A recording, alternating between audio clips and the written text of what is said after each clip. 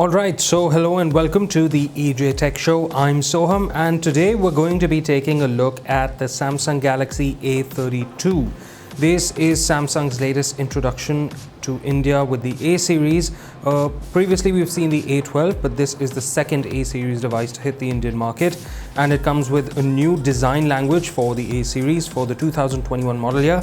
And today we're going to be taking a look at everything it gets and how it performs in a hands-on review right here.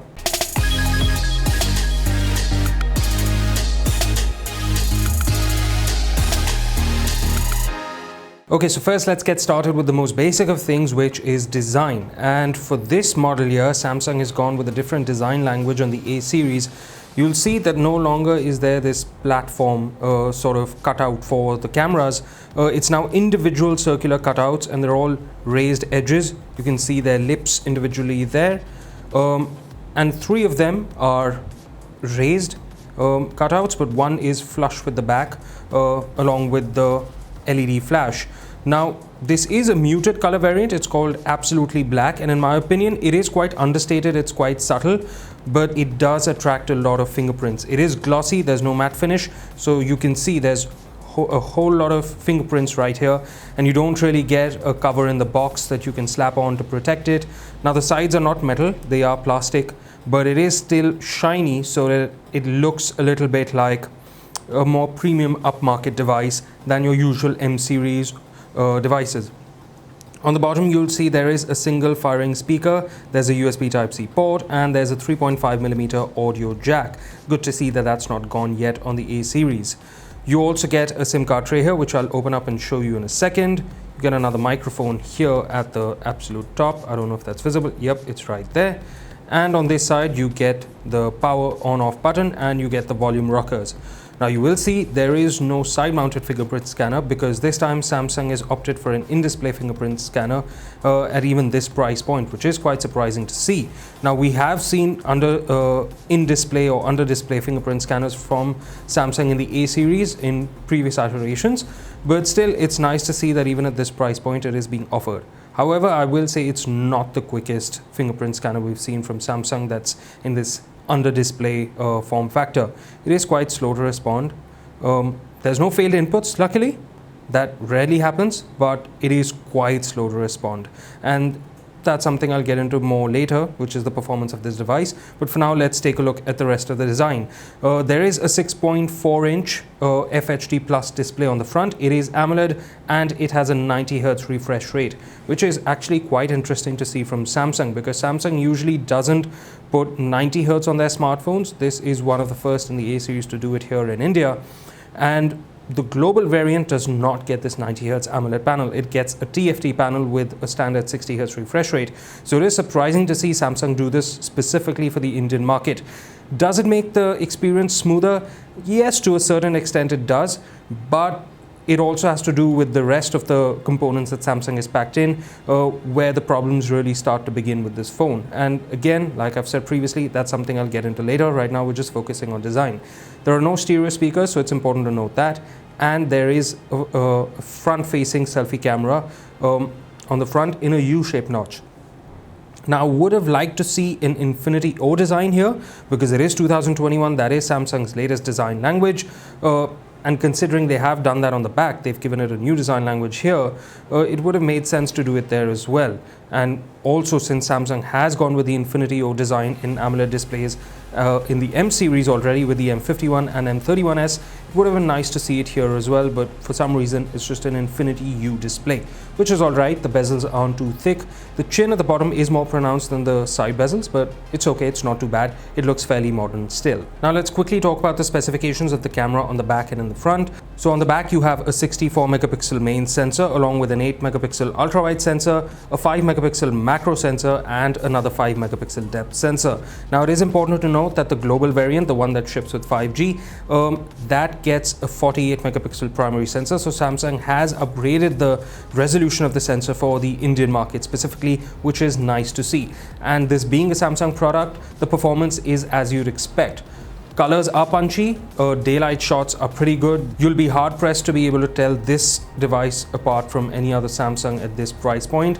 and it performs admirably well in most conditions. In low light conditions, there is a dedicated night mode you can switch on, and it does help compared to when the night mode is off, but there is a fair bit of grain in night low light shots as well. So if that's something that's important to you, it is definitely worth considering. Now on the front again, in that selfie camera, it is different from the global variant. The global variant does not get this. This is a 20 megapixel sensor, which does take fairly sharp selfies. They're quite clear, and the portrait selfies are also pretty okay. Edge detection is all right.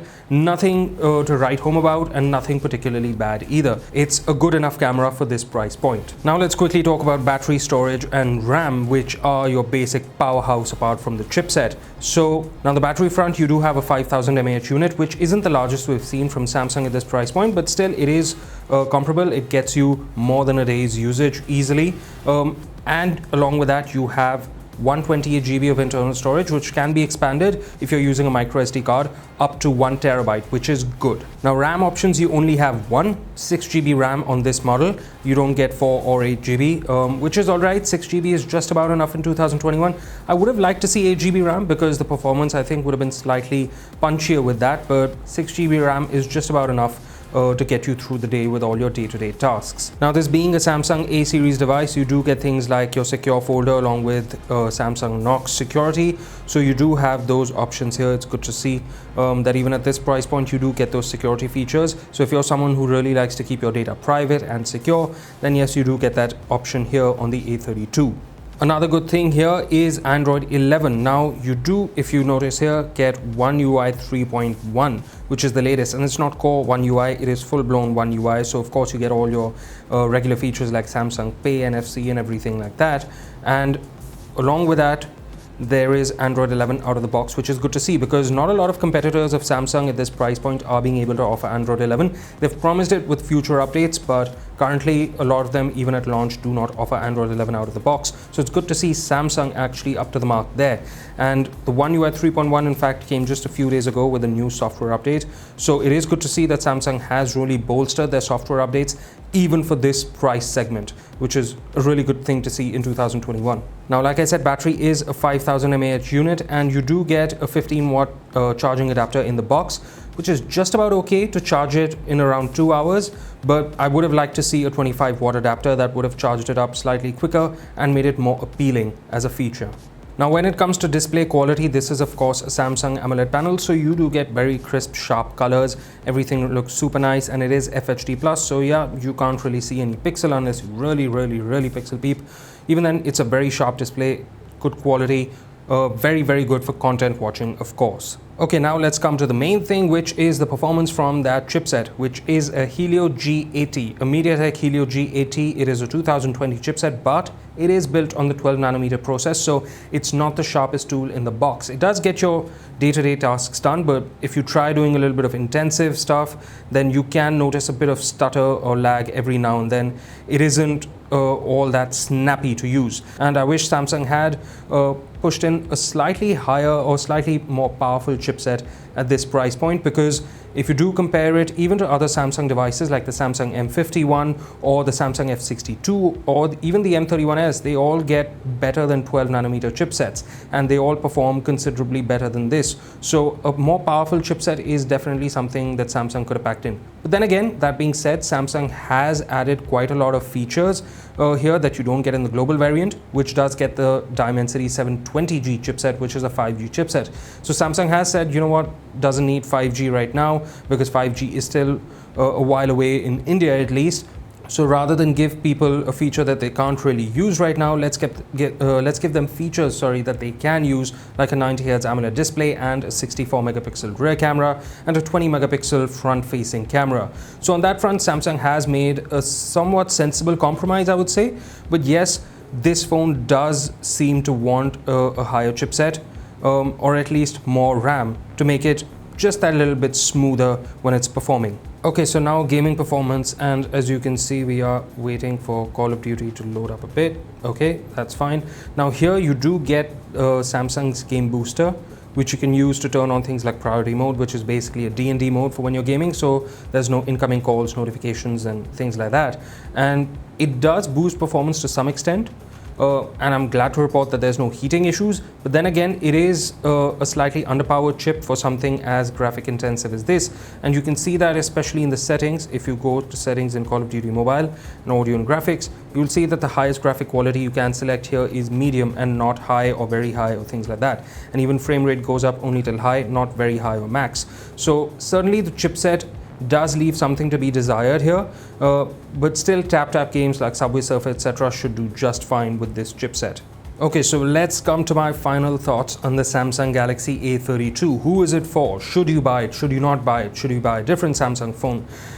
Basically, the long and short of it is that this phone does come packed with a lot of features like a 90Hz AMOLED display, like a 64 megapixel quad rear camera setup and a 20 megapixel front-facing selfie camera, and in my opinion, a rather nice, elegant, understated design which really looks at home in 2021.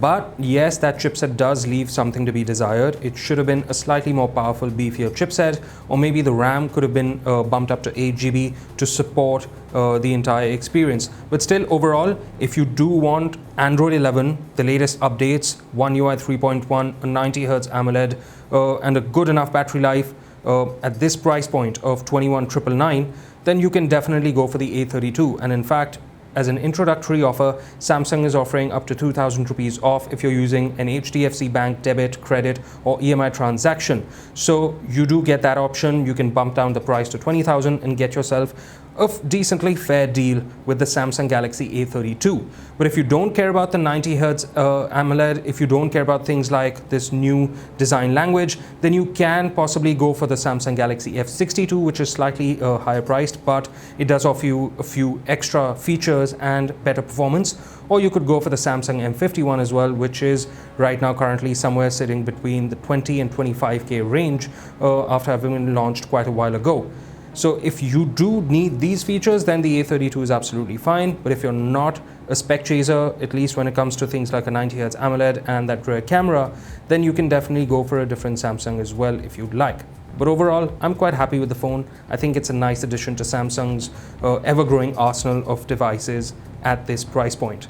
But anyway, that was our review of the Samsung Galaxy A32. Let us know how you liked it. Tell us if you would like to buy this phone. And if you not this, then what other phone would you like to consider at this similar price point? If you like this video, do definitely give us a thumbs up if you're watching on YouTube, and do subscribe to the Editor G channel. And as always, we'll see you next time. Thanks for watching Editor G.